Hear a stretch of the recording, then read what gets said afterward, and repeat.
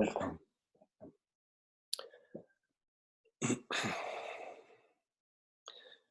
So just a couple of words because there are a couple of newcomers here that you're welcome to ask whatever questions you want during this meeting.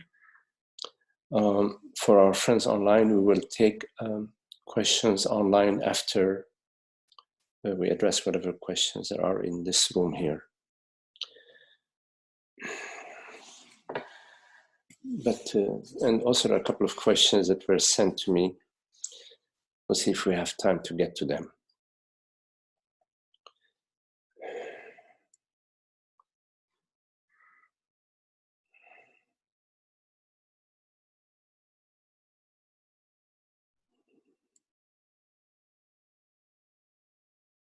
So if we can turn our attention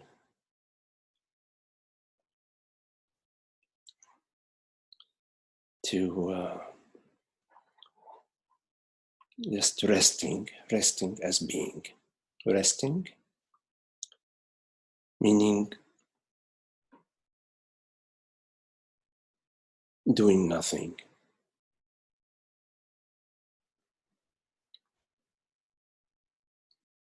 Inviting your attention to rest into itself.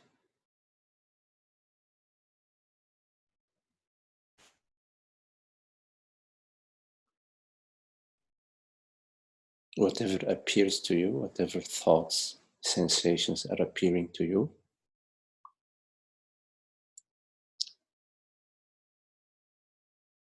no need to do anything.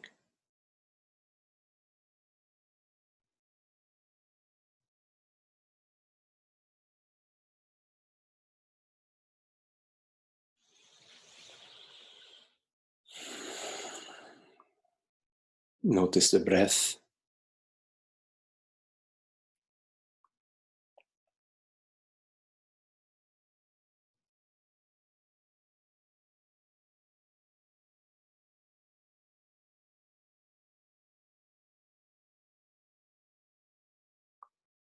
Subtle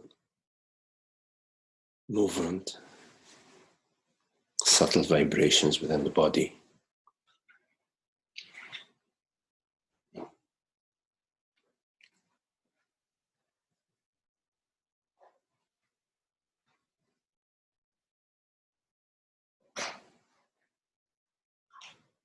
No need to fix anything.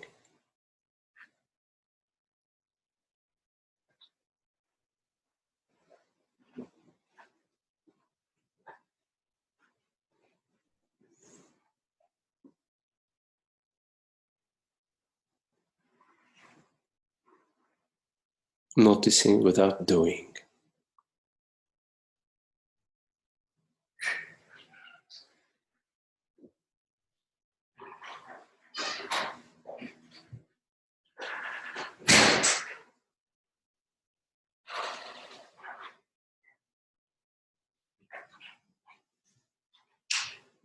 Whatever appears to you, whatever sound, sensation appears to you, appears in the spaciousness of awareness.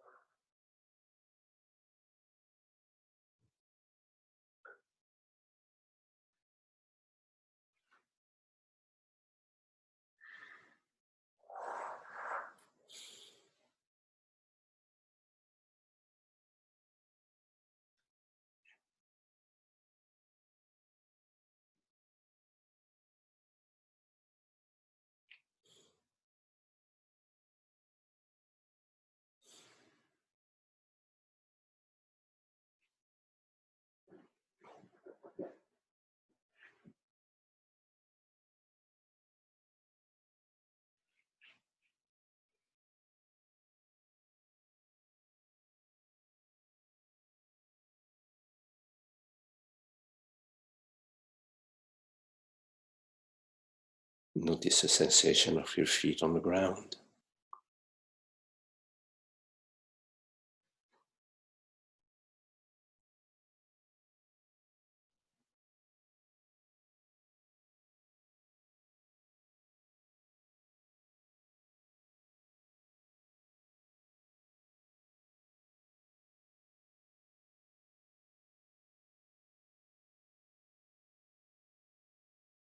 Notice the silence, the stillness.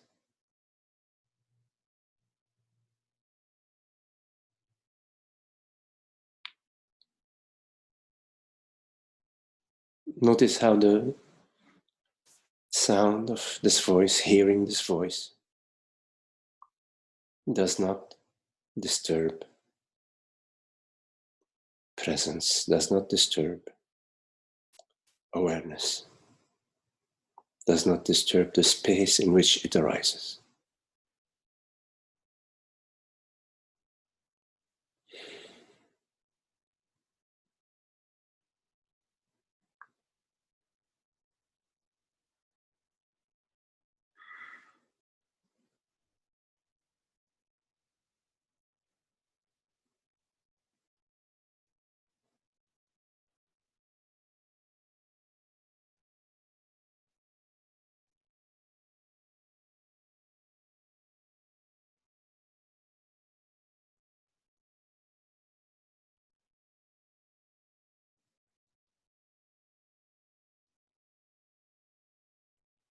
Whatever thought arises,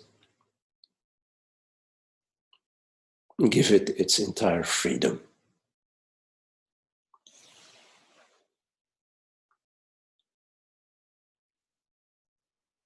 Allow it to express itself fully,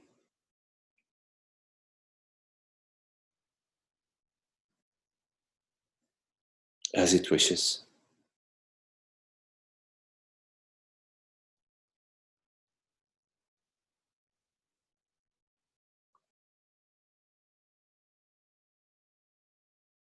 If a judgment arises, simply notice.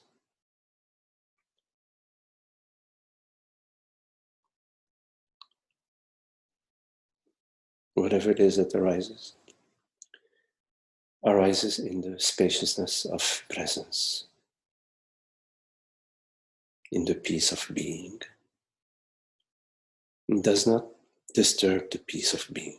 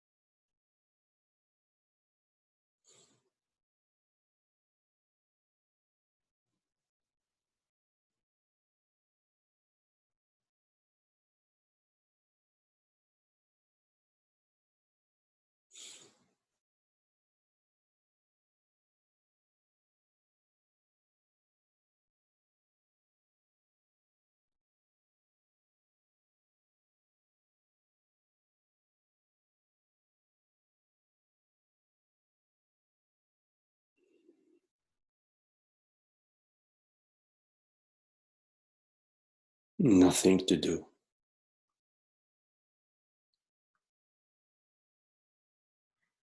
No need to do anything, to fix anything, to hold on to anything, to push anything away.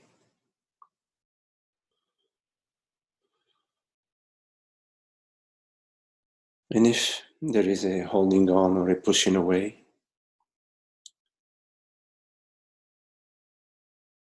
to simply notice it.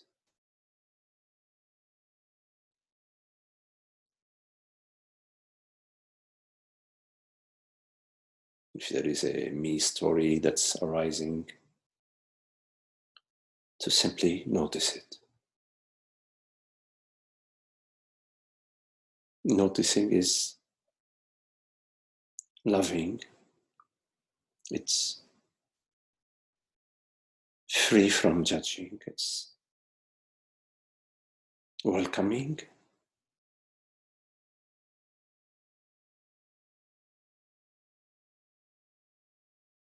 Noticing is a form of resting. Resting as noticing.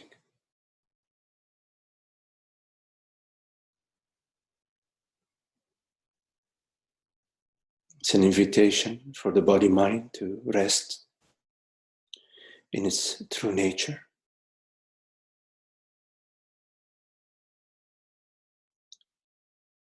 A break from the activity.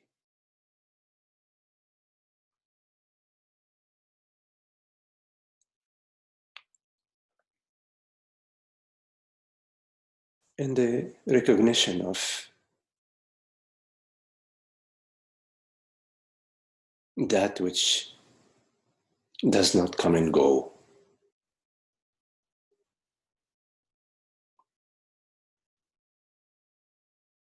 In the spaciousness of being.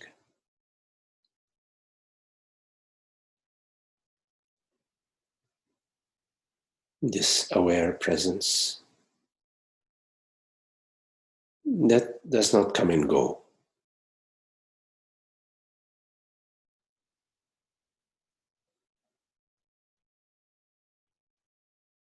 A memory may come and go.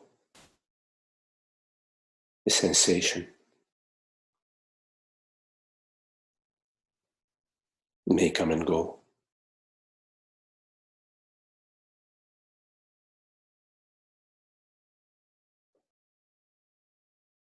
An image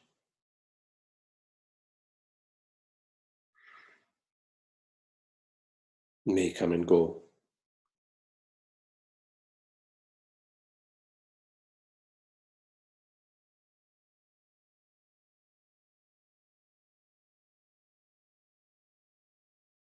Within the spaciousness of awareness that does not come and go.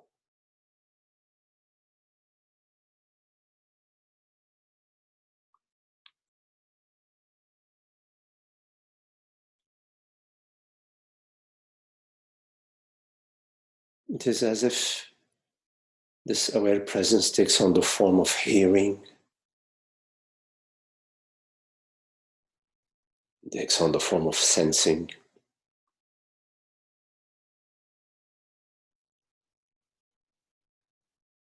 takes on the form of perceiving,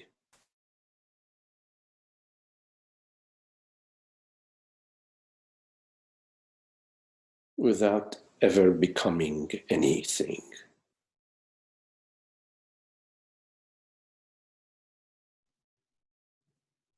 Like in your night dreams, you dream of various situations, various images.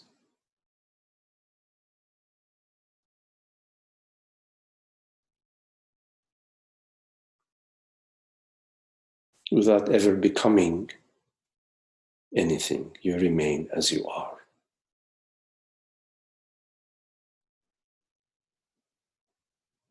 Although the impression in your night dream is that you have become a butterfly,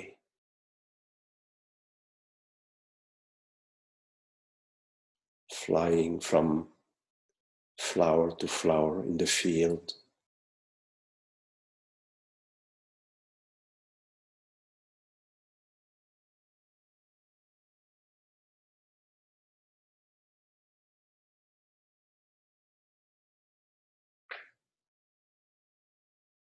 nothing is actually happening to you, the dreamer of the butterfly.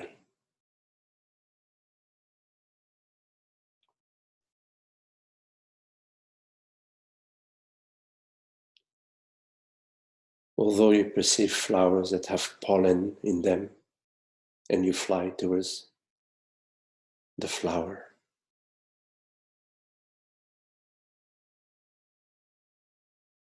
to extract the pollen.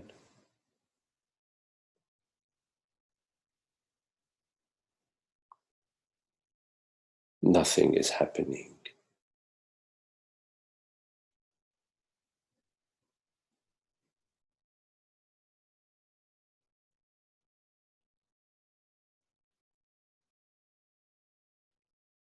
You imagine yourself to be a butterfly and you feel you are a butterfly.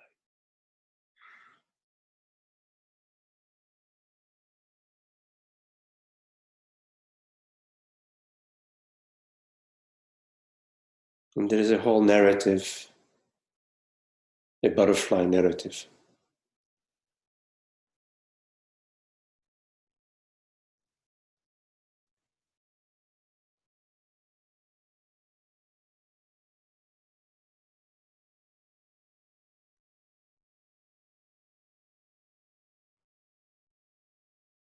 It is like a cloud that takes on the shape of a dragon.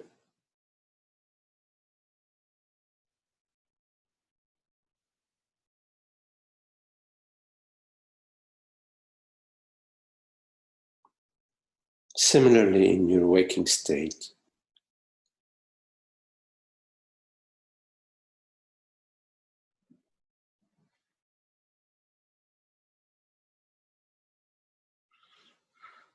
you feel and you perceive that you are somebody.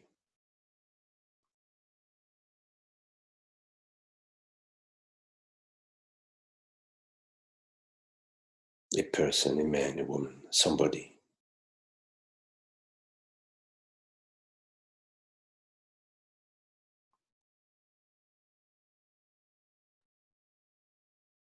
And there is a narrative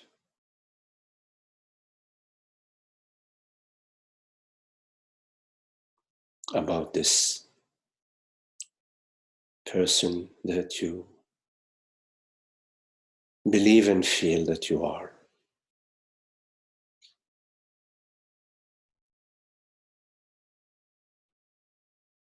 Like the butterfly that goes from flower to flower,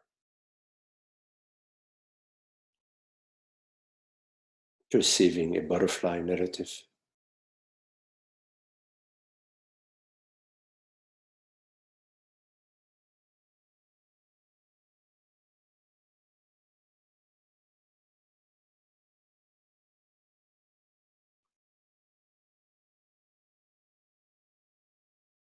You also journey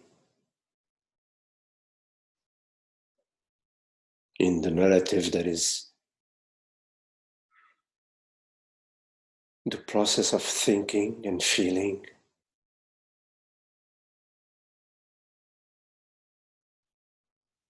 You perceive yourself through the narrative of the thinking and the images that appear to you, and the sensations that appear to you, and the feelings that appear to you.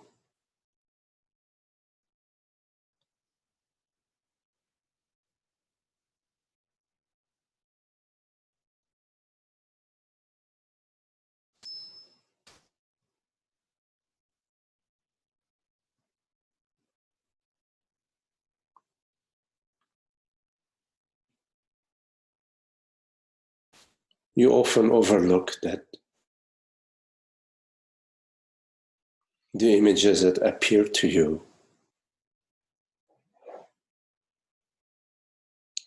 appear to you, you being awareness, you being the spaciousness, the knowing, spacious presence.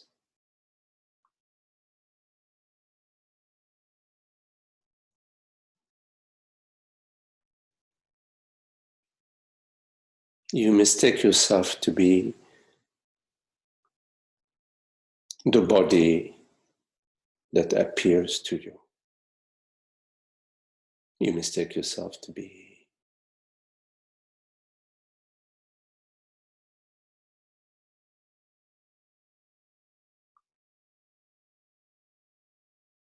a bundle of thoughts and feelings.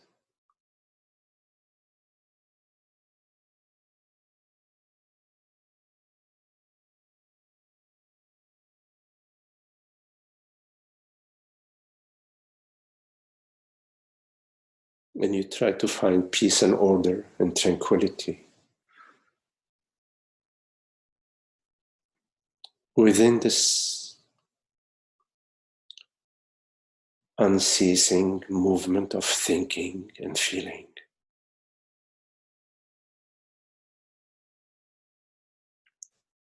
Like a stream of a river,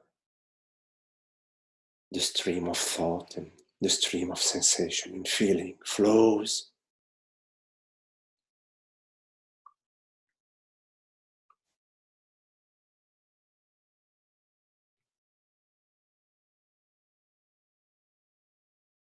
You try to rearrange the river to make the river fit within your ideas about how it should be.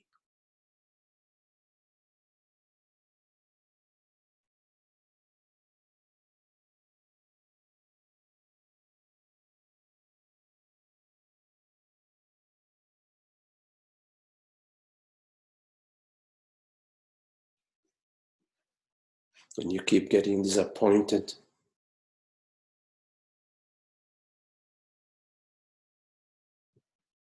the river is not lining itself to how you wish it to.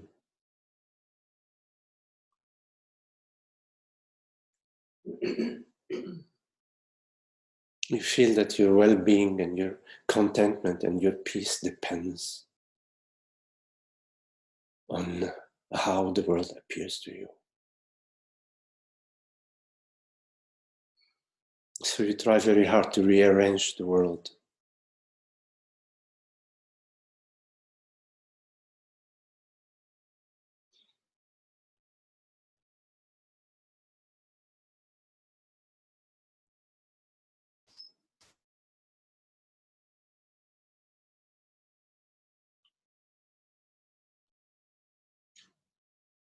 To no avail.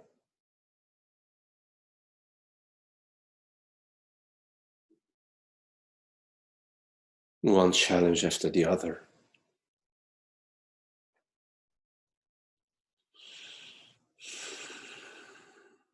But yet deep down in your heart, you know the peace. You know the peace of being. You know the happiness. You know that which does not come and go is not a figment of your imagination, but is the reality of your being. But when you imagine it to be out there somewhere in the world, you are overlooking that you are that. You are this aware, transparent presence. Not a man or a woman, not a mother, a father, a daughter, an uncle. Not what thinking says you are, what perception says you are. All perceptions, all thoughts appear to you being this transparent, aware presence. That which hears these words is not male or female. Take a look, take a look.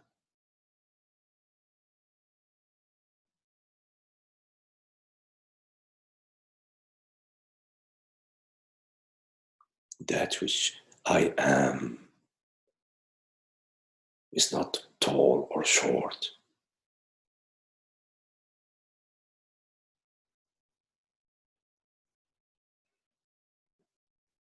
That which I am is not black or white or purple or green.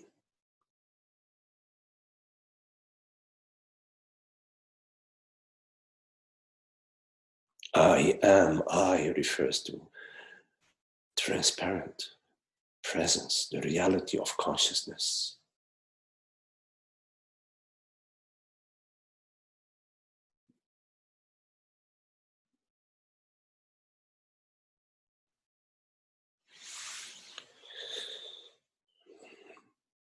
The entire spiritual journey is not about gaining any new understanding, but it is about seeing through your erroneous beliefs, your erroneous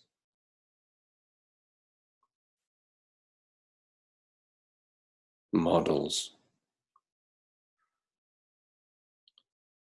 And as your erroneous way are seen through,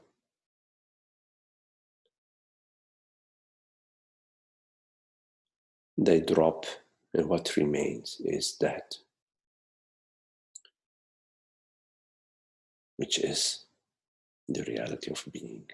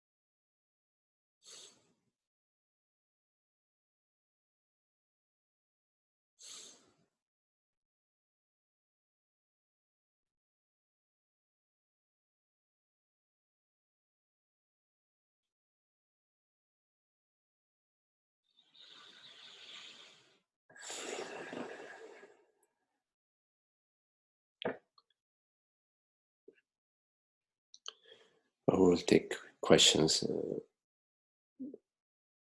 from our friends here, and then later on we'll take questions from the people online.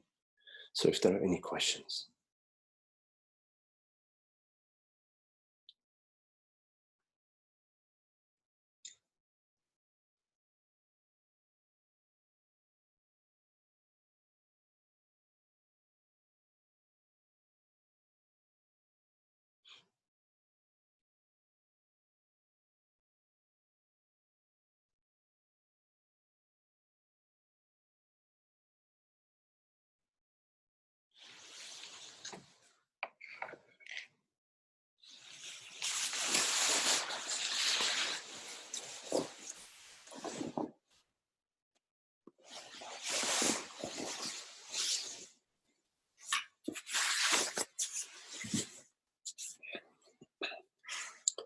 Any questions?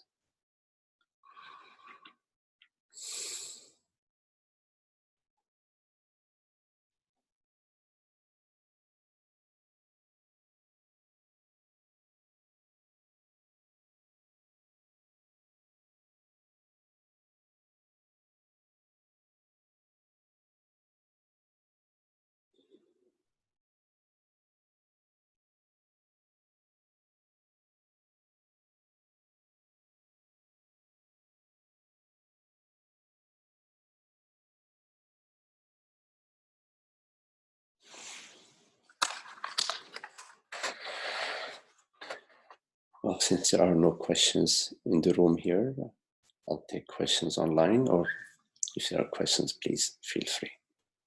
So any questions, anybody?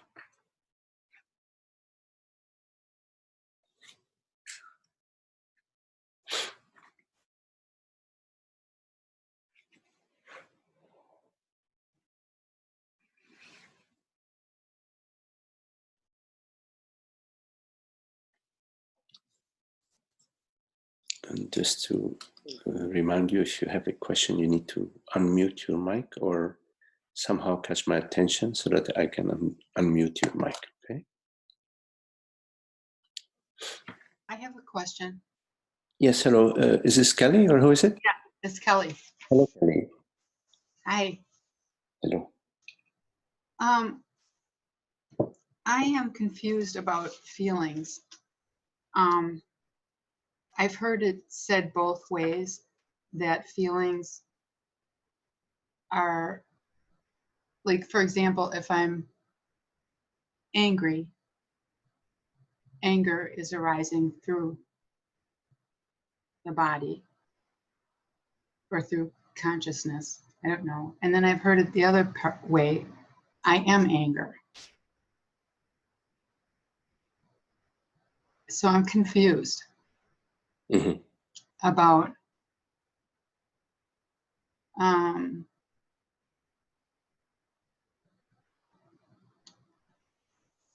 I anger, or is anger a sensation arising within the body mind space? Yeah, because when I hear it, that I am anger, it feels more like I'm identifying with it.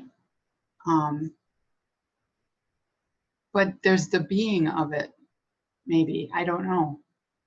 That's what I'm confused about. Okay, this is a very good place to start.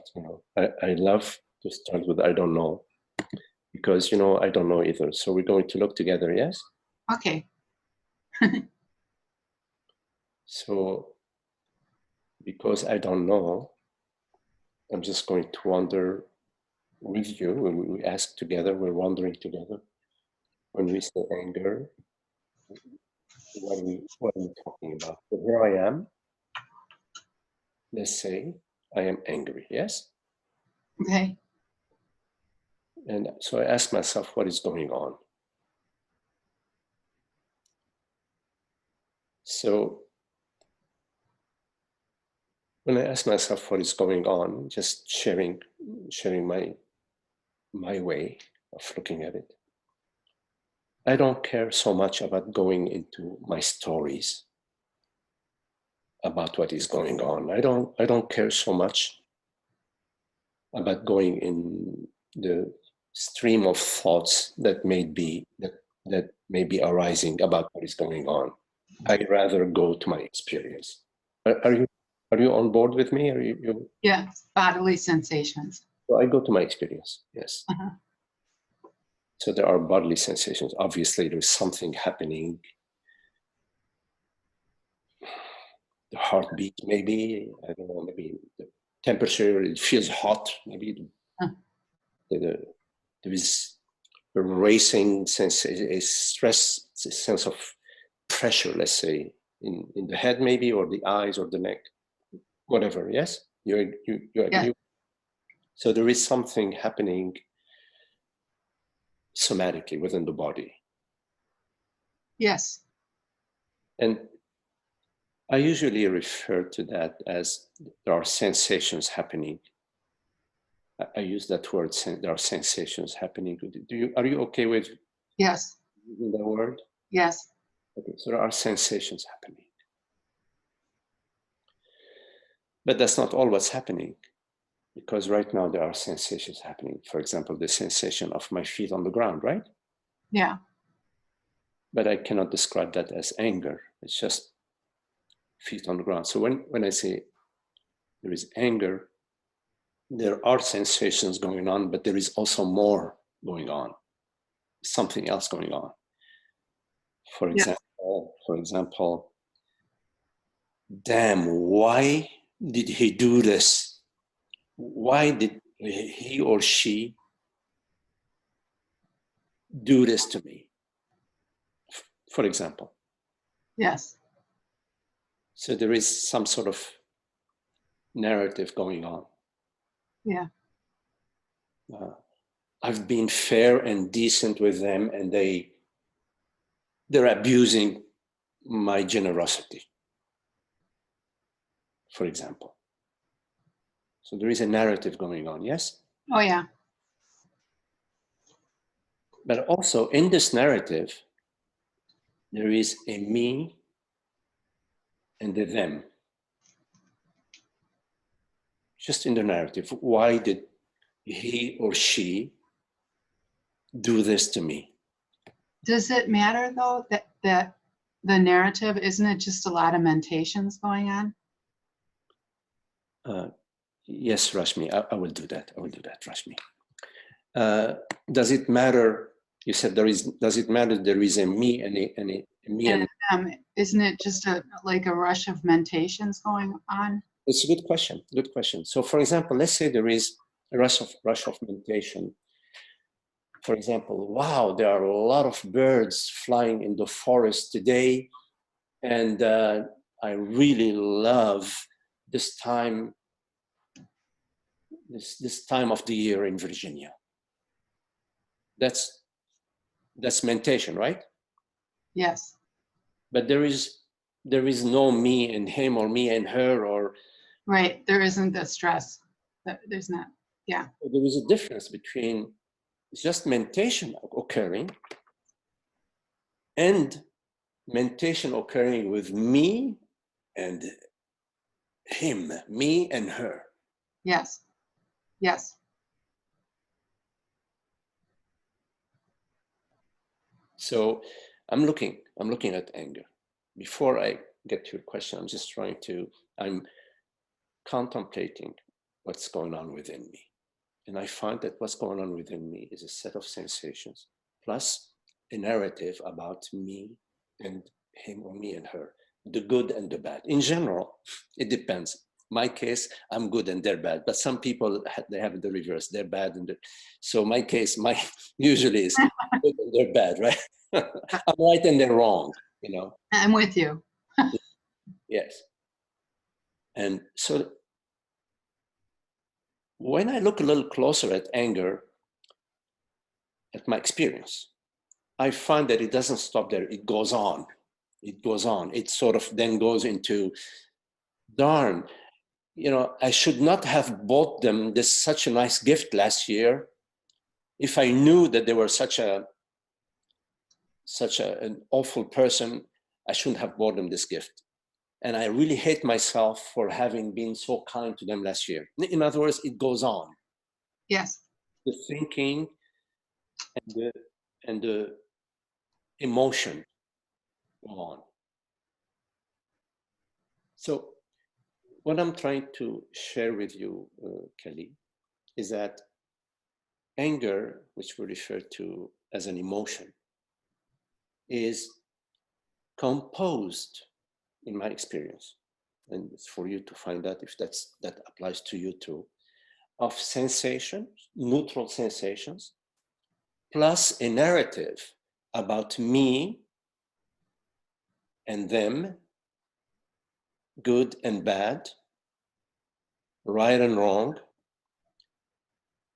And that is what we refer to as the sense of separation. So emotion and the sense of separation, me being this great, correct, right man, and him being this stupid, ignorant person, is operating within the emotion.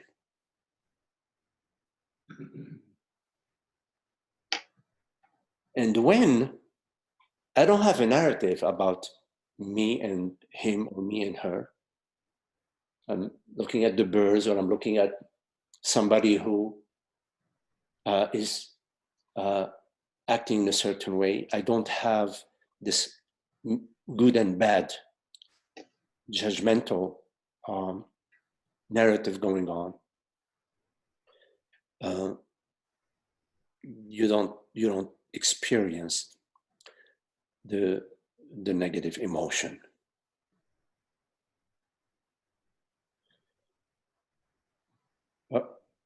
Are you with me? Yes. Yes. So the question that you asked was, am I anger, or is anger arising within me? As soon as I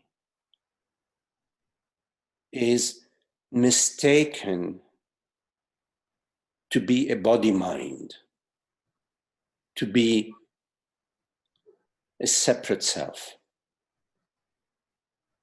simultaneously, I will experience external others and an external world. And whenever I experience a separate me and a separate others, I will also experience the sense of separation, that I experience it as the sense of lack. I will experience it as there is something at stake. I better act correctly, otherwise I will be punished. I will experience the sense of insufficiency. I will experience the sense of desire that I need to have this in order to be happy. And if I don't get that, I will be unhappy. So within the sense of separation, all the negative emotions are dormant. They are in potential, waiting for the right opportunity to flare up.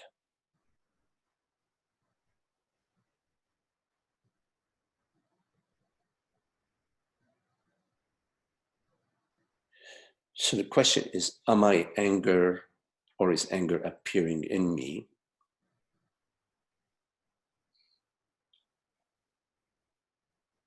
Depends what you mean by I. When I speak of I, I'm speaking of I awareness. Yes. I'm not speaking of I as being Right. some body mind, some bundle of thoughts or a bundle of beliefs or a tribal family or a political. I'm not referring to I as some bundle of images. I'm referring to I awareness. And Yes. I awareness is neither male nor female, neither American nor Chinese, is neither tall or short. I awareness is not a phenomenal, it's not a phenomenal, not an object. The body is an object, a tree is an object, a car is an object, the bird is an object, the wind is an object, a thought is an object, a memory is an object, an image. But I is the spaciousness of awareness. I is presence. So when I refer to I awareness, I consciousness, I cannot call it, what do you say, anger? Yes. I awareness, I don't even know what anger is. I don't experience anger. I as awareness does not experience anger. Anger is an experience that is within the realm of separation. Whenever you imagine yourself to be Kelly or to be Tony or to be Mary or to be Betty, and your neighbor is Joe, whose dog comes and destroys your garden, you feel angry. A good metaphor, so you can understand what I'm saying, is that in the night dream, when in the night dream, you are dreaming that you are the chieftain of a tribe, the Amazon. So you're experiencing yourself as the chieftain. And somebody in the tribe is trying to take over your position. They are talking behind your back and they are forming a party to steal your position. And you find out about that and you're very angry. So your experience is that you want to punish them. You're feeling angry and you're going to take some action to restore your peace and your job. Suddenly you wake up.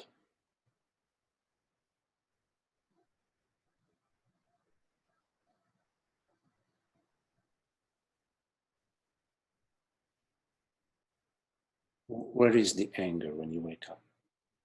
When you wake up, you are no longer the chief. You don't have any people that are doing a conspiracy against you.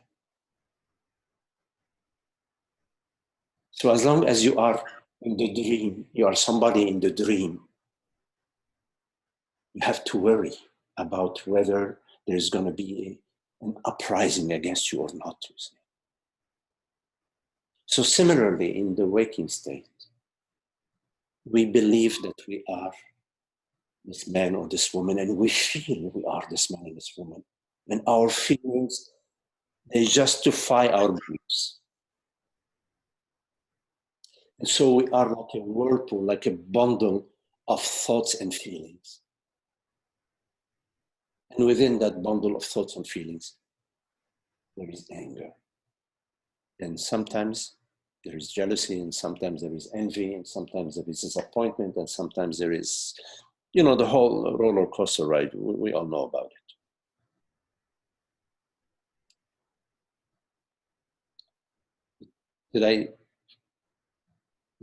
Did I address your question, Kelly? I think so. I've heard the term that, that is being anger at the time, or that's being that emotion. Well, I'm sorry, can you repeat that? When I've heard it said that when that emotion happens, then that's what you're being at that moment, that emotion. That's where I get confused. One could say that as you are dreaming of the chief being upset because there's going to be an uprising against him, that at that moment you are being this emotion. You are being this chieftain with his emotion, yes? Yes. But you are also being the emotions of the 5 other people who are pissed off at this chieftain and who want to overtake him. Yes, I get that. So if you want to go by the statement that when there is anger, I am the anger, you have to also agree that I am also the wind, that I am also the river, I am also the breath, I am also whatever is happening in Calcutta, I am the entire dream. When there is anger within your dream because the chief is angry, that does not mean the rest of your dream is totally whitewashed. The whole dream is happening, including the anger. So if you are accepting that the entire dream is what I am, then yes, I would agree with you. I am anger, but I am also everything else. Okay. Said in the scripture that I is nothing and I is everything. But nowhere in the scripture is it said, I am something and not something else. That in ignorance we say, I am Magdi, I am this body, I am not that body. Okay.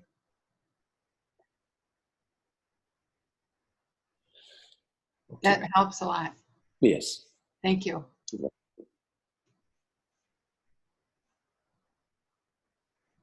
I have 2 more questions, but I don't have to ask them right now. I can wait. Okay, let's see if there are other questions and we can come back. Okay. Questions. So any questions here? Yes.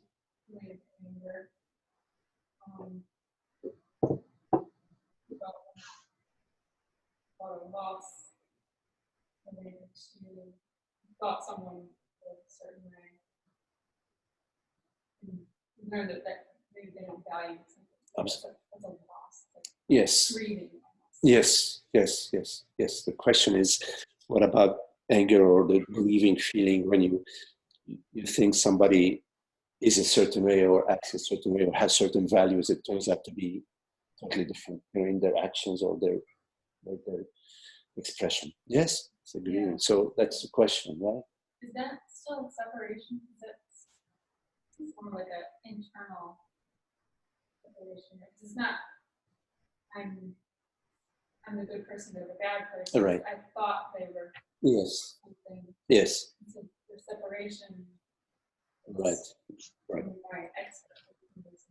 Yes. You know, So it's an internal process. Is it separation or is it an internal process of setting up? Well, within yourself, you know, you're expecting this person to be in a certain way because you believe that's the honorable way to be. And so you value that way of being, that way of, and you don't value another way of being, which is understandable. I mean, we all value honorable, fair, decent, respectful, considerate, empathic way of living and being. We all have these values, which are sometimes use the word divine values. They're universal values, let's say. But the world appears differently to you. You know, oftentimes we don't know what's around the curve, what's around the next turn. We don't know. We're driving. It looks like it's in a certain way, a certain direction. And then a turn comes. We didn't even know there was a turn. The turn comes and we may find a totally different scenery once we take that turn. That's not at all what we value. You know, even in an old friend, we may have been in a relationship for quite a while, and then we find that some situations arise, some circumstances that are unexpected, and certain aspects that we had not seen in our friend, our partner, or our family member arises. That is. So the question is that a sense of separation? What is happening? What is happening? Mm-hmm. The world, we can never predict it, right? We can never predict. And things do unfold in a certain way that is not what we desire, it's not what we want. And it makes sense to say, hey, you know, no, that's not the direction that I want to follow. That's not a relationship I want to follow. And we may see if we can work it out. And if we cannot work it out, and at some point we may decide that, okay, well, that's not going, that's not where I want to go. But the key thing, you know, in our life is our happiness depending on something outside of us. Now, there is a difference between experiencing a difficult situation and happiness.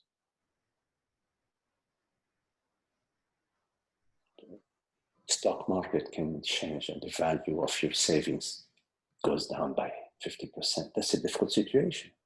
You had planned all sorts of investments or whatever, trip or vacation, and now it's changed. Does your happiness depend on that? In most cases, yes, we're very unhappy. We spin and spin. We spin and spin. In relationships, all the time. This happens all the time. Well, we say often that a certain relationship goes from being smooth to being difficult and challenging, and may even break up in many cases. But is our happiness depending on that? Sometimes you go into deep depression, in therapy, and some medical assistance. That's what we need to look at. Is our happiness depending on something outside of us, on a situation, on a circumstance, on what is our happiness if it depends on anything outside of ourselves? How can we secure anything outside of ourselves? We can't. We can barely secure our own body. We think even we have control over our body. Well, good luck, come back in 5 years and 10 years, or in your case, maybe 40 years, and see what happens to your body. You're young, So we don't. And it's same with our thinking. You think we have control of our thinking? We think we have control of our thinking. That thought that says we have control of our thinking just comes and goes. It's not even a thought that we are thinking. It's a thought that's appearing to us. A thought appears to us. We don't even choose our thoughts. If we chose our thoughts, darn, we'd be happy. We'd be choosing happy thoughts. Everybody would be doing that. It makes sense. The whole 7 billion of us would be thinking happy thoughts, and we would. That's obviously not the case. So the whole thing about control and who's running the show implies somebody that is controlling, somebody that runs the show, you see.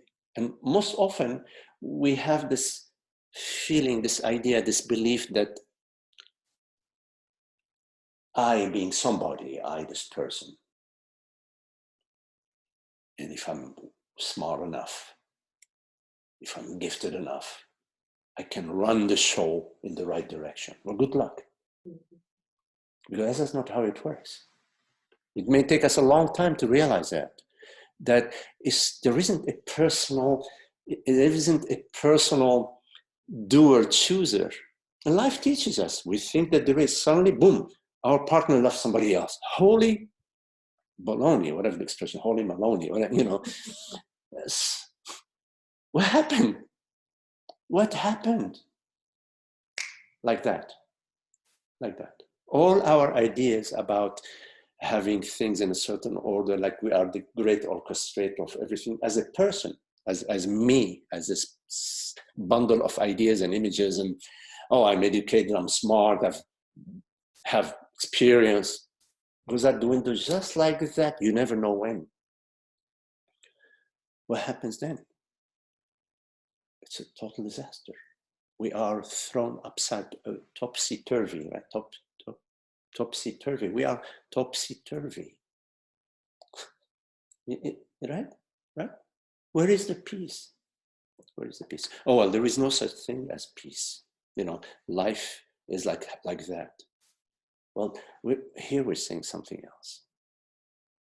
We're talking about the peace that transcends world, body, mind. So, in terms of your question, what is your name?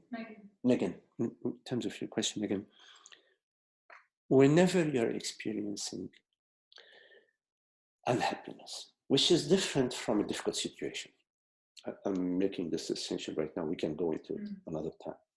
Whenever you're experiencing unhappiness, there is a sense of separation. There is the me that wants things differently and if things are not appearing how I want them. So unhappiness is related to wanting what is not and not wanting what is. Desire, wanting what is not, and resistance, not wanting what is. These processes operate within us. That the sense of separation is nothing else but these processes. These processes, which are thoughts, and of course, there's the thought, there is a sensation, the feeling, the thought of desiring and resisting. And it's so darn challenging for this organism that's been on this path, this subliminal path of desiring and resisting, to transcend that, to come to beyond those patterns. And this is why we, in the initial meditation, we talk about simply being. not trying to change anything, not trying to resist, not trying to argue, not trying to seek, just simple being. It's a big challenge. Right now, it's easy for us to come here. Sunday, we said we're okay, we're comfortable more or less. It's easy for us to simply be. But is it possible to take this quality of being in challenging situations? And often people ask, George often asked me, or a few times he asked me, or somebody else, just that, how do you do it when there is when somebody you care for leaves you? In fact, when somebody that you care for leaves you in such a dramatic change in your life, it's very difficult to remain still. The whole topsy-turvy process takes place. This is why you need to practice with the small hurdles. Like, for example, you invite people to dinner, they arrive half hour late. It's not the end of the world. It's not fun. You cooked, you prepared everything, you lit the candlelight, you opened the bottle of wine, everything is, it's just right. And they arrive half hour late. It's a small irritation, but it's still an irritation that you can use it. You can use these irritations, and you will have a lot of them in your life. And again, like everybody else, nothing special about you. We all will we do have these irritations in our life. We have to use them to notice your tendencies to resist, to argue, to blame, to avoid, to project, to deny. Notice these processes. And as you notice these processes, invite yourself to simple presence, to the loving presence, the presence, God's presence, the presence of peace. Invite yourself to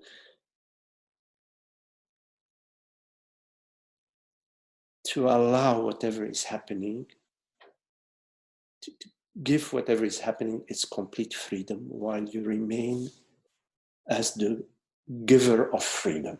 You are the giver of freedom.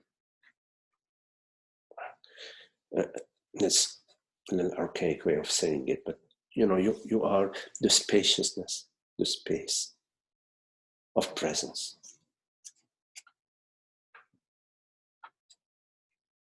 Did I address your question again? Yes.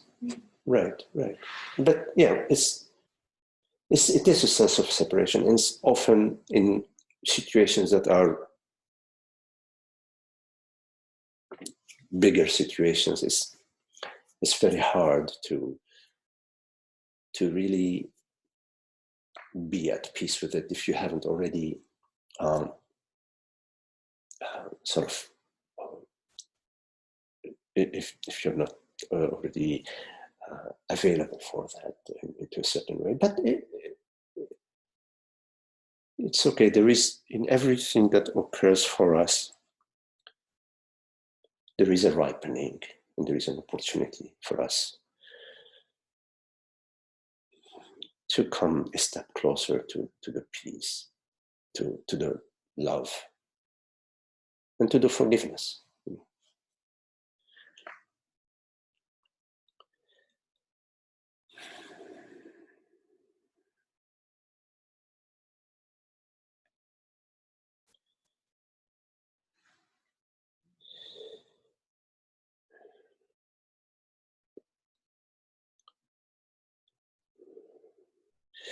Any questions? Any questions? Yeah.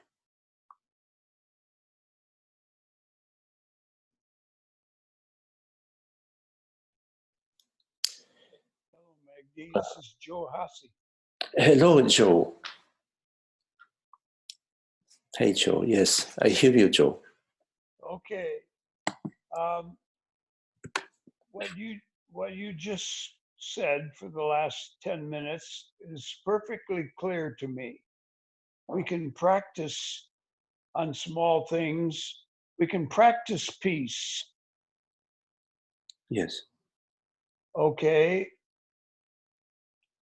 what I don't connect with is this business of I am awareness. That doesn't mean anything to me, and it doesn't seem to be at all necessary to even contemplate. I understand. I understand what you just said about practicing peace. As I can think of myself as a person, as just an ordinary person, and I don't know what necessity there is to even mention the word awareness. Mm-hmm. Okay. Okay.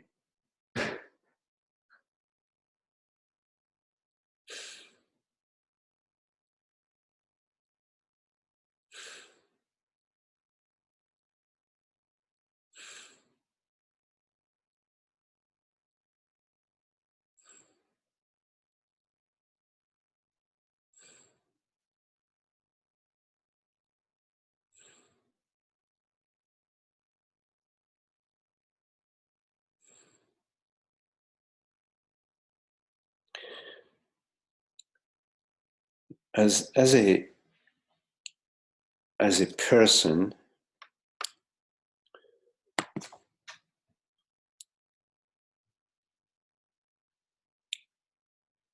you can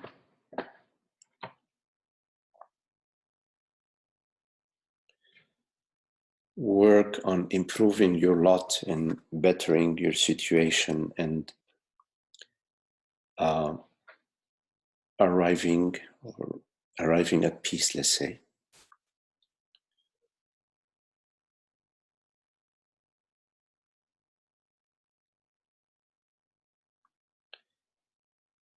But as long as there is the identification as a person, meaning you believe yourself and you feel yourself to be this body mind, to be this set of images.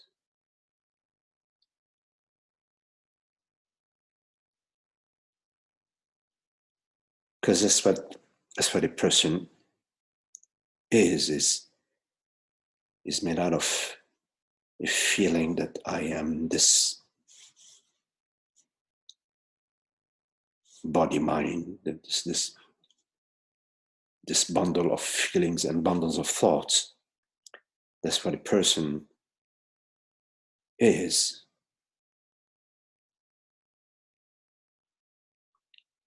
So as long as you're identified with a particular set of images and feelings,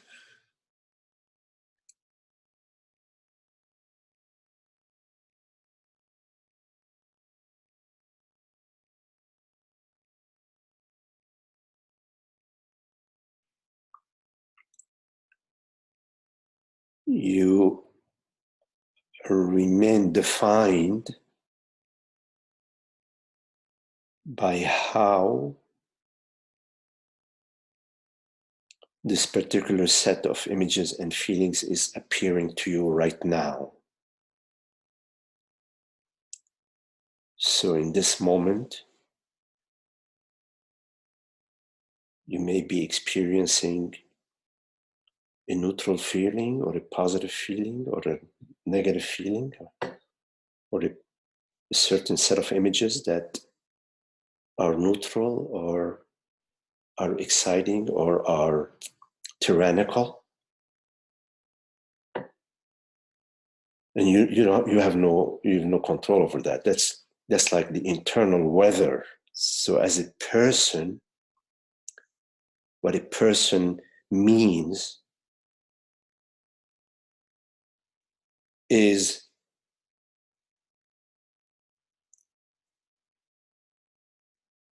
the appearance of certain thoughts and feelings that are random.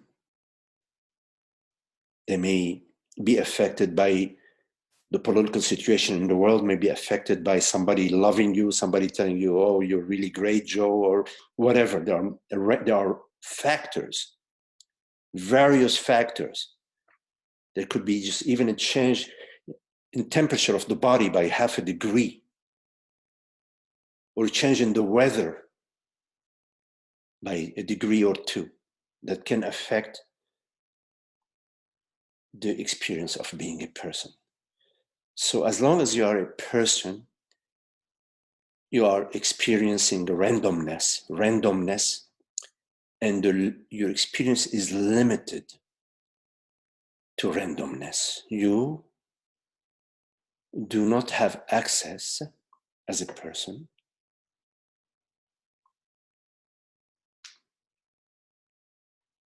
to the peace that I'm talking about. You may experience moments of reprieve. You may experience certain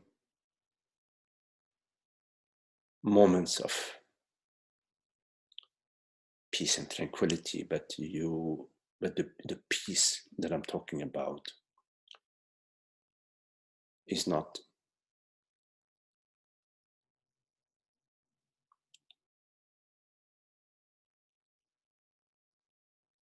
bypasses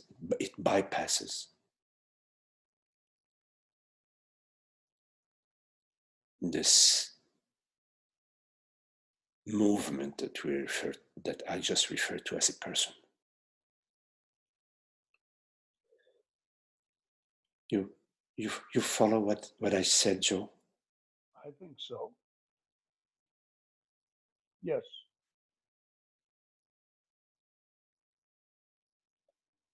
It's not steady. It's random.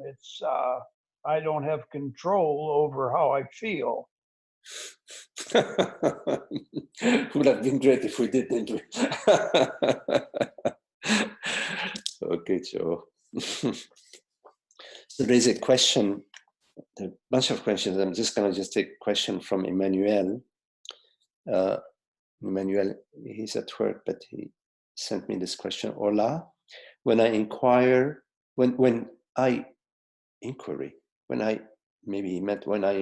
using some question or phrase such as who am I? What is my true identity? I want to experience myself as I really am. I find that the question or the phrase is just a thought, but there is no one asking the question or saying the phrase. And at that moment, the question or phrase become meaningless, and only silence and stillness remains. Well, good, Emmanuel, if the silence and the stillness remains, that's good. Because silence and stillness is one of the ways in which we speak about our true nature. Silence, stillness, peace, love, tranquility, happiness, wisdom, freedom is the way we speak about our true nature.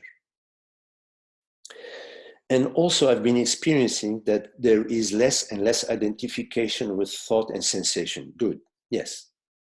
Thought and sensation are appearances. They appear to you. Like, for example, a flock of birds may fly by. They appear to you. A sensation is closer to you than a flock of birds because it appears within the body. And the body is much closer than a flock of birds that's flying by. Seemingly so. But still, although sensation appears somatically within the body, it's still an appearance.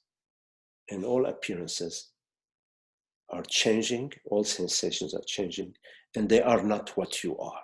You are that which perceives the sensation. You are the one that perceives the toothache. You are the one that perceives the sensation of a cold feet. You are not the sensation. You are that which perceives it. But if you insist that you are the sensation, like there was a question by Kelly about that, then yes, you are all sensations. You are not just the sensation of coldness of your feet. You are also the sunlight. You are also the ocean, and you are also the oak tree. Then you are everything. You are nothing or everything. But for now, I would say that remain with that I am not, that anything that I perceive does not define me. I am not defined by what I perceive. So I'm not defined by a thought that appears to me, nor am I defined by a sensation that appears to me. Now, there may be some sensations or some thoughts that appear to you that are gloomy, and you don't like them. It makes sense. But they do not define you. That's a key thing, is that they do not define you. They do not define your happiness.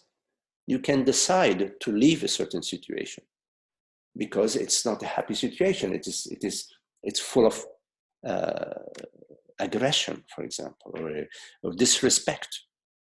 You can leave it. You choose to leave it. But your happiness does not depend on that. You may be able to leave it, and you may not be able to leave it. And if you are not able to leave it, it's meant for you to not be able to leave it. There is something left for you to learn there. Continuing with what you're writing, I see thoughts and sensations arising, or I notice that they've already there, that they are already there, but there is no conflict with them. That's very good, Emmanuel. And there is like a peaceful background that stays along the day. It's very nice. Yes, it's very nice. I am happy for you.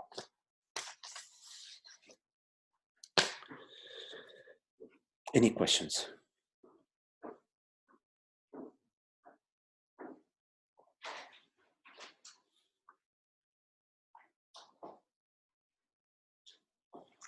So when we go back to the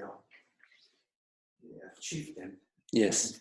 The chieftain in your dream, in your night dream, the conspiracy. Yes. Take down the chief. So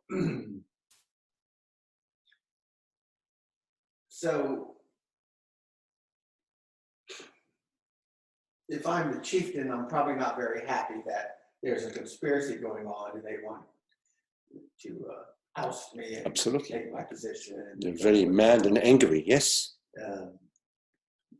For whatever reason, because it's good. I think I'm doing good, and it might hurt others if they come in. Whatever their reasoning is, doesn't always have to be. I just have to be the chief. Right.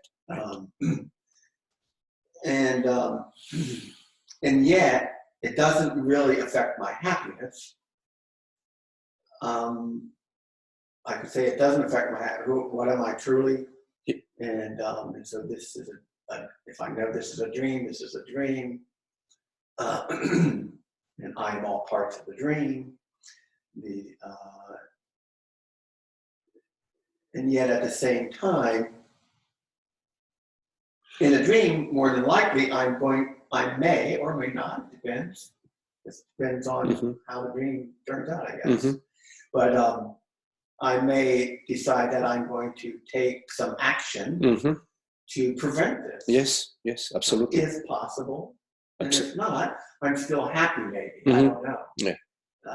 But I think for me, sometimes when I hear, or even at you're out to have dinner with somebody and they're half an hour late, even a smaller, so-called smaller thing, it's, yes, it's an opportunity to know that all things are appearing and within me and in consciousness, and that is my true nature. I'm not in control of it all, and yet at the same time,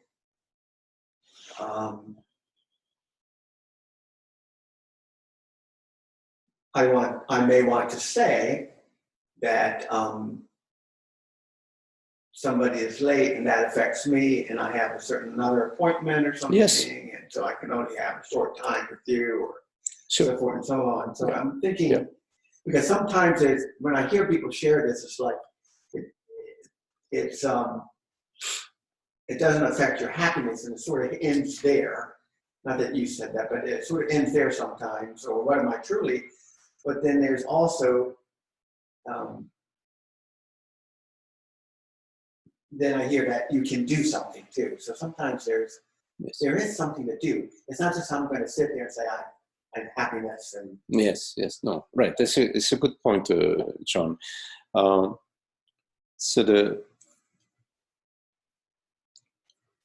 So yes, we are contemplating the inner tendencies that we have to make our happiness dependent on external circumstances.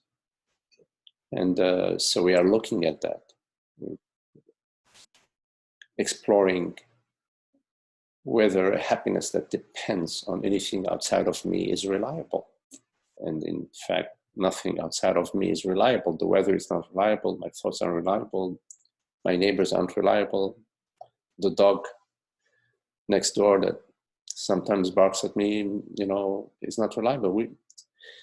So this is what we are contemplating.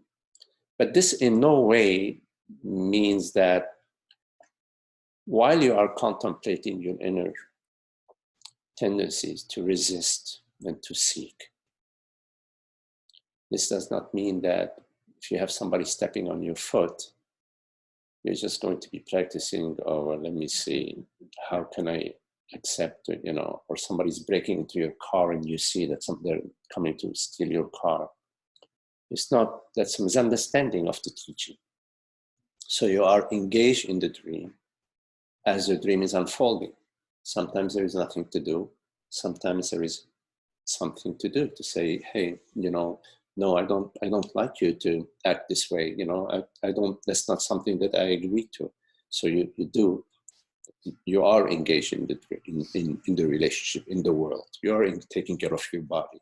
If something happens to your body and you're feeling pain, you're not going to sit down and say, well, let me just open myself to the pain, period. Yes, of course, you open yourself to the pain. You're not resisting the pain. You're noticing the pain as an appearance, and you're experiencing the pain from a place of neutrality. But you're also listening to what the pain is saying. Wait a minute, maybe there is something, maybe there's a cartilage issue with my knee. I don't know. I should go see the doctor. So you make an appointment. So yes, to what you just said, right? You can do both.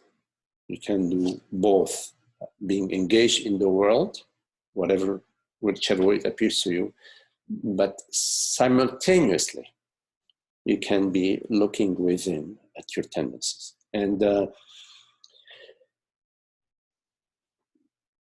I would say that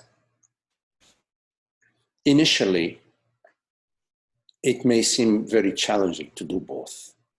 It may be very challenging when a certain situation happen in your life for you not to immediately go to your emotion. You may just, the trigger point, you may get reactive. So in some cases, it may be necessary to over practice, let's say, the way of speaking, over practice, peace and tolerance and acceptance and love. It's just to sort of, like as if you're countering your automatic tendencies. But eventually, you don't want to end up there. You don't want to end up with being the doormat. That's not what the teaching is about. It's about peace and happiness. You cannot be happy, be at peace and happiness being a doormat. There is something that doesn't work. If you look carefully, you will find that doesn't work. There's got to be a balance. So yes, we find the balance. It's okay if sometimes we skew in the direction of too much forbearance, but not to end there. And of course, it's also okay to go into the reactivity, but not to end there. So we have to forgive ourselves when we are reactive. Okay, fine, big deal. We have been reactive. Nobody liked it. It was not good for me. It was not good for them. We can let it go. We don't want to end up with. There are some people who speak about, well, there is no past, so you can act any way you want. It's gone. No, that's not. That's not the path either. Right. I want to end up with a true inner balance, a true peace, a true freedom. And freedom does not depend on anything outside of you, but it shines onto everything. It shines onto your mind, it shines onto your relationship, it shines on the way you act, the way you speak, the way you interact with people, how you listen, your sense of compassion. But sometimes compassion includes saying no. That's act of compassion, saying no. That's not. And people take it where they take it,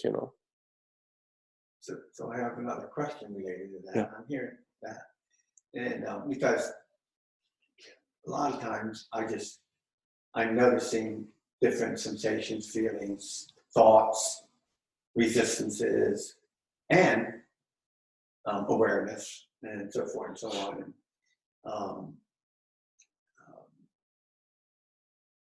And yet, then the other question would be, in say that kind of circumstance, situation,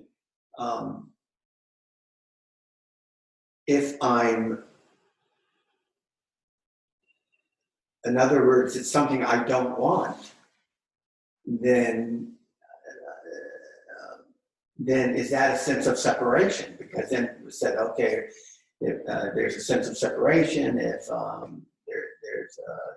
there's during that you don't want something, or you're resisting something, or so there's a fine line somewhere. Yeah, there. yeah. It's a good question, John.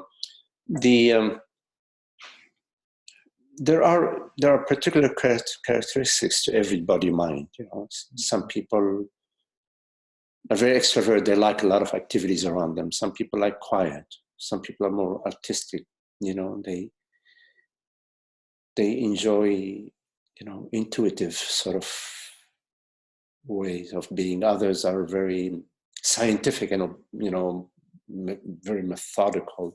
So there are characteristics to the body mind, and there are some preferences. There are preferences inherent to a particular body mind. But what we're talking about is that you are. What is it that you are protecting? When you are resisting something, is there somebody that you are protecting? Because you can say, no, that's not the direction I want to go. That comes out of your preference, but not out of protecting or safeguarding anything. I say, no, I'd rather not. I would rather go to a concert, rather than going to a party, with 100 people. And the concert may be canceled, and I may end up, having people over for dinner. I may even end up at a party. Who knows? My partner or a couple of friends may insist. They say, "Come on, you gotta go. We want you to go." And I love them too much to say no. And I go to the party, and it's noisy, and it's not my bag, But big deal. You see, it's not. It doesn't have any sense of urgency. Yes, of course there are preferences, and I'm going to follow my preferences. I'm going to feed the body what speaks to this body. You're going to feed that body whatever speaks to that body. And similarly, I'm going to engage in the activities that resonate for me, and other people engage in activities that resonate for them.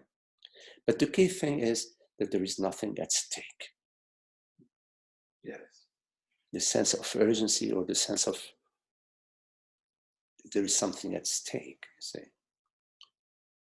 So, yeah, you will find that, you know, as you are living with more and more understanding, there is more flexibility in your way of being, but this does not mean you are the doormat. You don't become subject to whatever appears, but there's more flexibility. It's like, okay, what's the big deal? You know, while before, previously, your situation was, no, I will not engage in that. That is, you know, there was some rigidity around your way of thinking and perceiving. You will find that you still have preferences, but there's also a certain flexibility. You favor your preferences, and who knows where you end up. Yeah, in a way, it seems like I'm not always successful, but there's a lot of successful times, so-called successful times, when I'm able to sort of, these things are coming up, and so, as you say, a preference says no, that I don't accept this, or I say something, I don't just take it. Somebody else might just take it and say, it doesn't really matter, let them ramble on with this and say things about me, and even to me or whatever. Yeah. And maybe I would be okay. And other times I might find it necessary to say something, because if I don't, there's a thought that this will continue. Yes, I understand. And Yeah, I think that's probably, I don't need to promote that. Right. In a sense. Yeah, Okay, it makes sense. It makes sense. So so in a way, it seems like I'm still contemplating myself in a way of love and peace and beauty, because I'm still moving towards love and peace and beauty. If I don't contract into a single form of that, I can't have this is resistance, and this has to change, and I'm going to make it change. There's just such a... You know, whenever we notice the rigid tendencies within us, and there is an interest. There is an interest in truth, because our true nature is not about rigidity. It's not about insisting it's got to be that way. It's more, it includes everything. So the more we are contemplating our true nature, truth, and we notice the rigidity within us, within the combination of the noticing of the tendencies and our interest in truth, there is wisdom. You don't move closer and closer towards peace and happiness. It's a way of speaking in a way. It's a way of speaking. Simply in the noticing, there is the wisdom of noticing. Noticing is wisdom. There is wisdom in noticing. And in having a very obtuse, very narrow point of view, you don't notice. You're only noticing your own. You're not noticing beyond your tiny focal point. And so we don't even call that noticing. Noticing is a broader way of being. So, so noticing the tendencies, the rigidity, and your interest in truth, that's good enough. Yeah. That's good enough. There is actually nothing that you need to do. Yeah. Within the noticing, there is the wisdom. Yeah. It sort of sees through it. Yeah. And also noticing is forgiving. It's not saying, oh my God, I shouldn't. I mean, that's what the thinking does. Noticing is okay, yeah, all right. Somebody acted as a fool and it was me.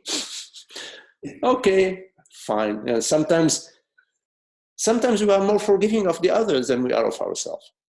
Yes. and sometimes the other way around. So forgiveness applies across the board equally. You can apply it across the board equally.